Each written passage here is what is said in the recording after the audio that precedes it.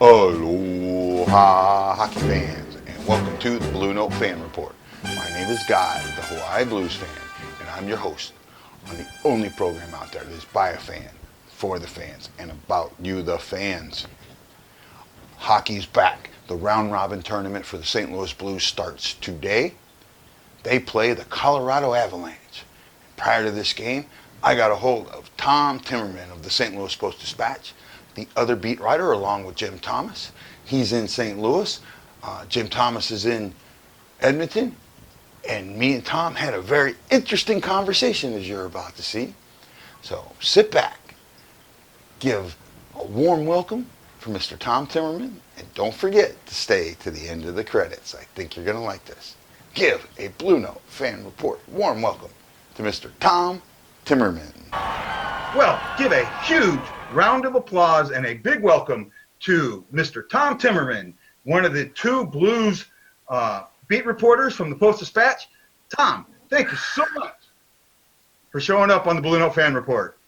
All right, pleasure to be here. You know, it should be like NHL games where you have the recorded, piped-in audio, like we get on games. Yay! Actually, I do that. Okay. I actually do that. See, this one, when you're at the arena, you can't hear that noise, but now we can hear it. Yeah, actually, I'm loving this. I really am. I like what they're doing with the piped-in stuff. I like the fact that you can hear the passes on the ice. I like that you can hear the chirping on the ice. I really do enjoy what you're seeing. And as you and me were just talking about before we came on, the Rangers-Carolina game, that was chirpy. That was chippy. Mm-hmm. I loved it. Right? If you're and I suspect here, at least at the start, we'll probably see a lot of that. Certainly, it looks like we're going to see a lot of penalties, and which was going to mean a lot of special teams. But also, I don't know if guys I think have been so dying to get out there that they have 4 months worth of pent-up put-downs for opposing players. That even in a short series, you're going to see emotions running high. And you know what? That's great. That's great for hockey. I mean, I love 7-game series. But when you have something like this where it's just throw the old rules out the window, I had no problem with most of the penalties they called in that game. I really didn't. Yeah. I thought that they were legitimate. They were trying to control – the refs weren't trying to control the game per se. They were trying to – or the pace, they were trying to control the game. They didn't want emotions to get out of hand, and that's what they were trying to keep in check. And I thought they did a good job. Yeah. No, I don't think there's much you could argue about on that one. And I think they've had one preseason game to get ready, and guys are, execution is going to be weak, and you're going to see guys taking stupid penalties here in the early going, I think. Yeah, and that's going to happen. We got it. So let's get right into this. Let's talk about the Blues and the Blackhawks last Wednesday. The Blues laid a huge goose egg. What are some of your takeaways? Good, bad, to horrible? Well, here, let's talk about the good. Okay, now we'll move on to the bad and the horrendous. I don't know that there was any good other than everyone can say, I've now played a game. I played a game for the first time in 4 months. For guys like Tarasenko, it was good because he hasn't played a game in 9 months. So that was something. And it was the experience. Okay, they've now played in an empty arena. They're familiar with what the game day activity is going to be like. What's it like with, the cameras everywhere in the stands and the lack of noise. So they got that out of the way. And I think they learned that the ice is going to be lousy probably through this entire postseason. That this is not going to be a postseason of pretty passes, especially if you're not the first game of the day. It's not going to be good. I think it was clear one of those teams was 3 days later going to be playing a game that was the start of an elimination tournament, and another one wasn't going to do it for 10 days. The Blues had just not a lot of energy, but it was clear that it meant a lot more to Chicago. And the Blues were like, this is a game. We're going to get out there. We're not going to get hurt. We're going to go through the motions that we do because we need to do that. We're going to hit some people. But beyond that, they don't want to get hurt. They don't want something bad to happen. And I don't think they're going to want to get hurt in the round robin games. I think they're going to say, look, what matters to us is that the first round of the playoffs, the first real round of the playoffs. That's when we need to be ready. And as much as Craig Berube says, these games are going to matter really fast and we got to get ready, they don't matter that much right now, and I think the Blues are looking at a long runway and saying, let's be ready, on whatever that day is when the next round starts, and let's make sure we're all there and everybody's fine. That's what they're. Something that I took away positive was I thought both Ethan and Allen played well. The goals that they gave up weren't really soft. I mean, some people thought the one that went under Allen's arm was kind of soft. I didn't. I thought he was getting his arm closed down in there. It was just one of those that snuck through, Puck got a little more flat than it should have. But for the most part, I thought the goalies played well. I thought they were trying to not play their game. You didn't see a lot of forecheck, and you saw a lot more neutral zone play, trying to be more open in the neutral zone. But for the most part, it felt like it didn't work. Right? So maybe they were working on something. And, and the big thing is, you're right, Chicago wanted it more. I did a show prior. I thought Chicago would score a couple goals early, which they did, in the second period. But I thought the Blues would storm back like they had done earlier in the season. Didn't really feel like they wanted to. The shots weren't crisp. And you're right, they didn't want to get hurt. I think Dunn lost Blaze lost a blade. We all thought because he was limping. And then Gunnarsson took one off the thigh, I think, the knee. Yeah. But he came back. So it seems like we got out of that one harm-free. Have you heard anything, before we talk about the Avalanche game, have you heard anything about possible or anything? The one thing that Craig Berube told us yesterday was that Tarasenko did not skate in practice on Friday. He termed it just a maintenance day. And the guy had just played his first soreness in the body from having not played in a while. But Steen was back on the ice on Friday, and Vince Dunn has moved into the first group, apparently. So he's moving back into being closer to being ready to play. Okay. I kind of expected that. I apologize for technical difficulties here. I seem to always have them. The bugs jump up and get me, and that's show business, right, bud? Hopefully we can edit some of that stuff out. If not, hey, what the hell? Hey, we're human. We need to show our frailties. Yeah, I got you. So with the Blues getting ready to take on the Avalanche, I know that you have a press conference with the Blues here in a couple hours. What are some of the things that you want to hear, or you're going to ask or expect are going to ask of Craig Berube and the players? Well, we asked some of them yesterday just on what he wants to see from the team and the challenge that the Avalanche are going to present. And I think and the answers are not unexpected. I mean, he wants to see more energy. He needs to see more action out there from the team. They need to be simpler in their approach.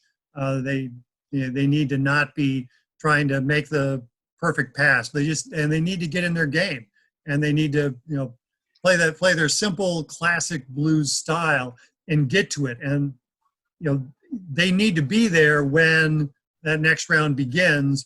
But Craig is not one to want to wait, and so if they can get there now, that's what they want to get to. And against the Avalanche, it's a case where they have to play their game. The Avalanche will try to bring them into their game of being it more open and free-flowing. And when the Blues do that, that's when they get into trouble. So the Blues need to be able to take the game and play it their way and not play it the Avalanche way. And the Avalanche have a lot of talent. I mean, that's, even if you play your game, the Avalanche are a very talented team. And so, they could well be a favorite right now, if there is a favorite, to come out of the West to win the Stanley Cup, because they're a good team and they're now healthy again, which they haven't been all along. It's a team that's been playing very well, but there are so many mysteries right now. We don't know what this postseason is going to look like. Teams have had 4 months off. How much are they now like what they were when they stopped playing?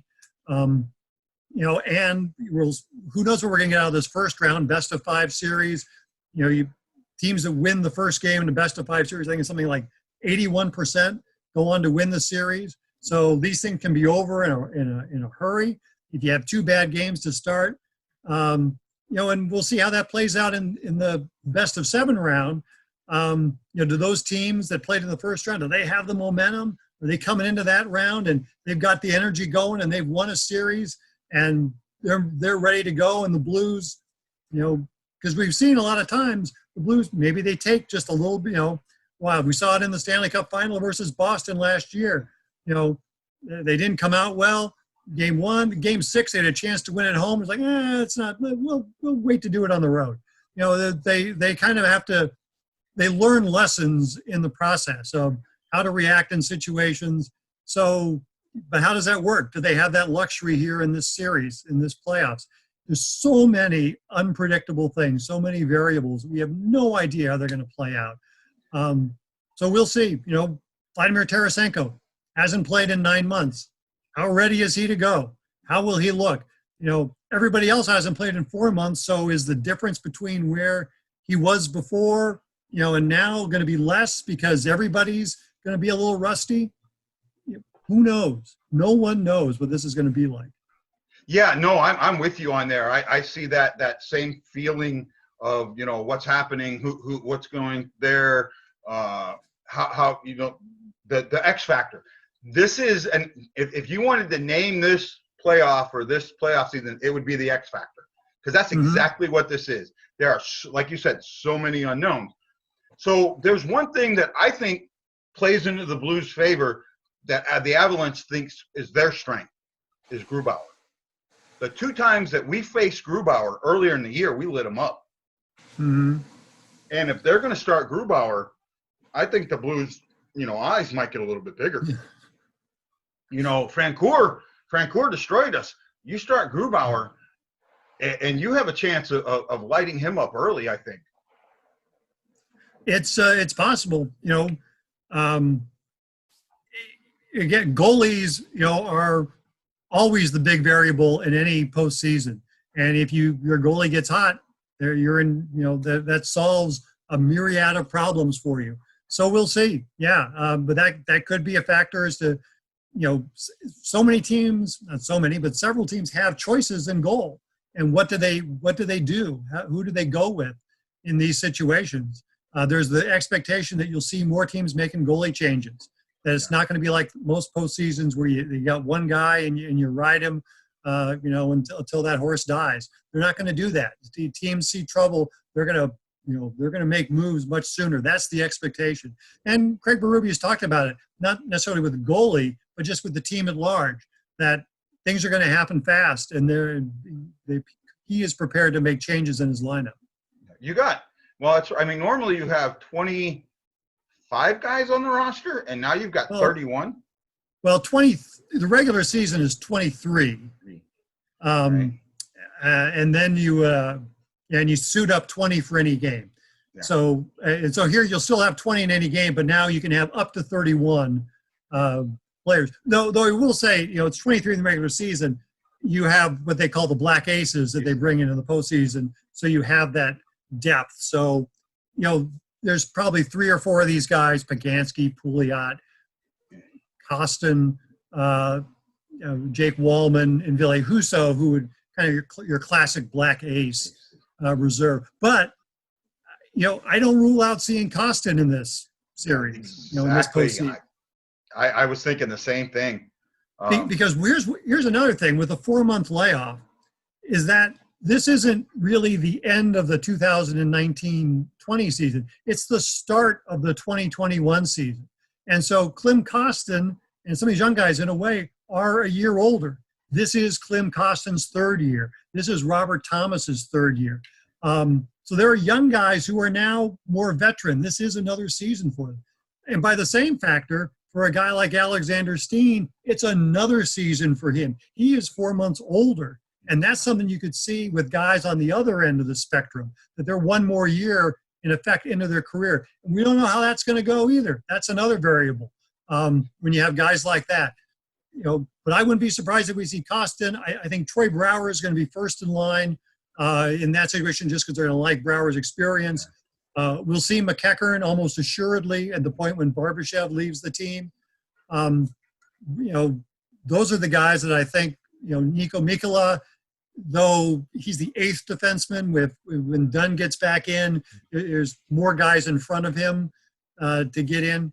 But I think all of those guys we could see in this postseason. And I think Berube hasn't ruled out that in one of these 3 round robin games we could see Jake Allen. Yeah. I was expecting it to go Bennington, Allen, Bennington. I thought putting Allen in against, don't do it again, putting Allen in against the Knights was a good choice, right? I think he's the better style of goalie for the Knights play. He's more of a, I don't want to say a stay-at-home, but he comes out, he changes angles a lot, and that messes the Knights game up. Where Bennington's a little more of a stay-at-home goalie, better glove, but the Knights seem to exploit a goalie like that. Do you agree with me? Yeah, and when Allen was having those problems 2 seasons ago, the problem was his angles were off. He was not playing the angles the way he needed to. He was not getting the lined up, and that was a problem. So if he gets his angles right, that's one of the things that makes him best and it makes him a good goalie. And, you can't – I don't think the Blues can feel bad if they have to play Jake Allen. Jake Allen had a really good season. He had, numbers better than Binnington in some ways. So we'll have to see. But I would think also, you'd see Binnington in the 3rd game because there's not going to be a very big gap between the last round robin game and the first game of the next round. I mean, that last round robin game is on one of the last days, I think maybe the last day of the play-in round game. So it could be that there's only like 2 days between that game and the first round of the playoffs. Yeah. I was thinking the same thing. So let's get into this game against Colorado. This is game number 5. This is the one that COVID, stole from us. This was supposed to be for the division, for the conference, and all of that. So what are some of your what are you looking for in this game? What are some of the things that you want to see in that first 20 minutes of this game against Colorado? Well, they and I think Colorado will, to some extent, bring it out in them, that they do need to play with more energy, more enthusiasm. They're going to need to be strong on the forecheck. They will need to do that. That's going to be that's always one of the keys for these guys. If they get a power play, they have to be better on the power play. And as we saw from the one game we've seen already, they're going to be on the power play. Teams are going to be on the power play in these early games. So, they have to figure that out. They've been well at that. How does that translate? The second unit has been better than the first unit. They've just got to get better at that. The first unit's got to catch up. Tarasenko, was not afraid to shoot in that game, but he's got to step in more. And I think the chances that Blues generated in that game were not really high quality chances. They had a lot of shots, but it didn't seem like there were a lot of shots that were scary. There wasn't a whole lot in front of the net. Did they get to the net and make things happen there? Those are the things. And defensively, just are they, how sound are they there on breaking things up and not letting Colorado get into the kind of game they're going to have to be tough at the blue line to keep Colorado from breaking out. Yeah, that's what I was kind of along with there. I'm with you on there. The Blues neutral zone play has never been all that great in my eyes, and it needs, especially in, I think that center ice, that area has definitely become a very important zone, and the Blues have got to play much, much better in that zone. They have got to be able to get the puck through the zone. They've got to control it in the zone, and they've got to stop doing giveaways in the zone. Yeah, and I think we've seen all year long, once the Blues can get set up in the other team's zone, that's when things happen, because they have shown the ability, they can keep the puck in there. They can all of a sudden have a 30, 45, 60-second possession of time in the zone. They're usually good for 1 or 2 of those a game. That's when they make things happen. This is still not going to be a Blues team that wins games 5-1. We're going to see, 3-2, 3-1 games. That's just the way they play. And so to do that, especially against a team like Colorado, they're going to have to shut them down, and that's going to block things up in the neutral zone, keep them from getting up speed and attacking, because that's when you get into trouble. Yeah, I'm with you there. So one last question about this game coming up. What do you expect Colorado to do? So we know Colorado's got a lot of speed, and speed can kill you. Yeah. Unless you can bottle it up in the neutral zone. What do you think Colorado will do to keep from being bottled up in the neutral zone? I think they'll be looking for quick passes out of the back. This is where your goalie play comes into effect. How well can they handle the puck to get things going? You see a defenseman like Makar who can get things going quickly. That it's going to the attack like that for Colorado, it's going to start deep in the zone and getting the puck out quickly. That's what they're going to want to do.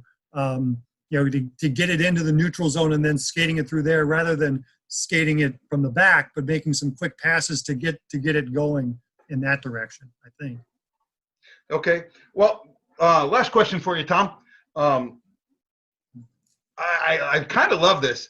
I love that you get to watch the games like I have to watch the games now, from a distance. So what challenges are you seeing from trying to analyze and report or make your comments now that you're not in the press box, but watching from the 42-incher?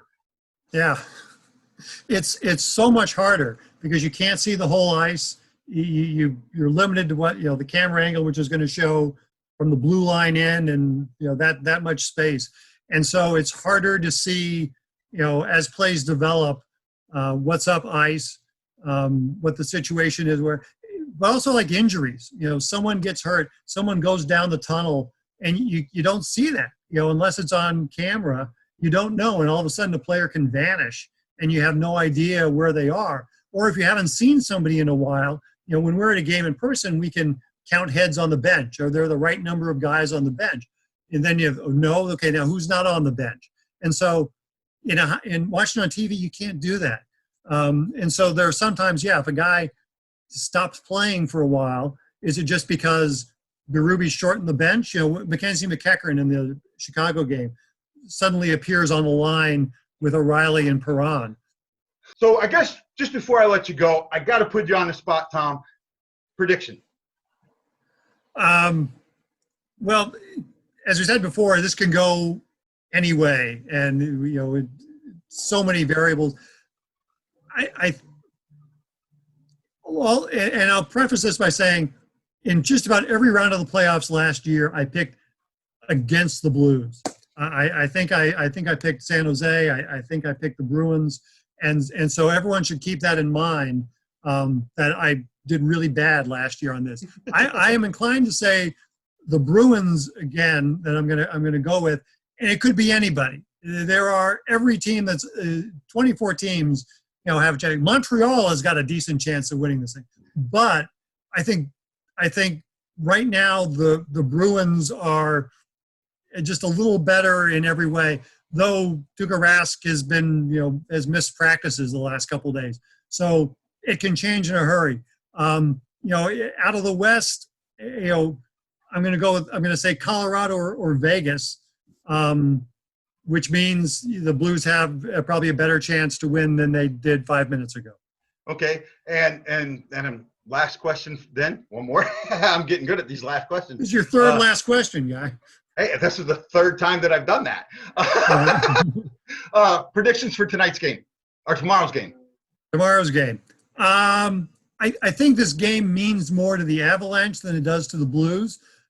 So I think Colorado's going to come out stronger because I think the Blues don't care whether they're the first or the fourth seed.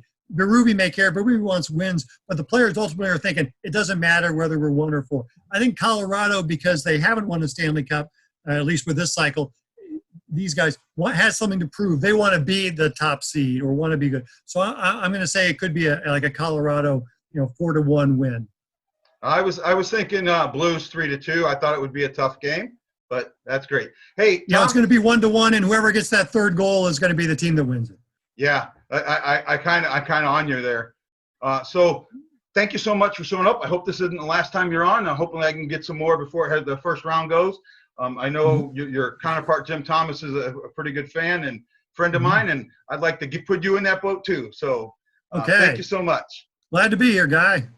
Well, this is Guy, the Hawaii Blues fan, telling Tom, aloha, mahalo, and I know I'm bleeding blue with you, my friend. Aloha. Tom, thanks for stopping by. What a great, interesting conversation. Bugaboos be bugaboos. Hey, I can't wait for the game. Like I said, I made a prediction of 3-2 Avalanche. I'm going to stick with 3-2 Blues. Come on, get it right, Guy. I'm going to stick with that. Don't forget, you can check me out on the Blue Notes podcast. I do an Aloha commentary every week. They're going to be doing live before the game, so check it out. So stay to the end credits and see what happened between me and Tom, or with me and Tom. This is Guy, the Hawaii Blues fan, saying aloha, mahalo. I'm bleeding blue with you, and I will definitely catch you on the next Blue Note Fan Report. Aloha.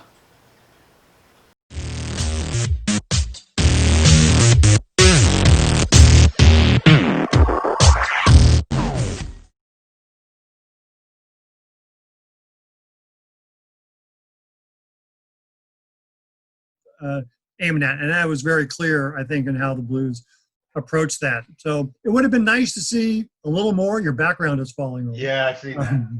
Which one's falling? Okay.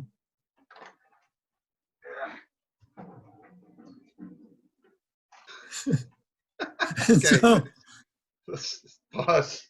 Boy, am I just having a day. One camera's not working. Give me a second. okay. Oh, my goodness.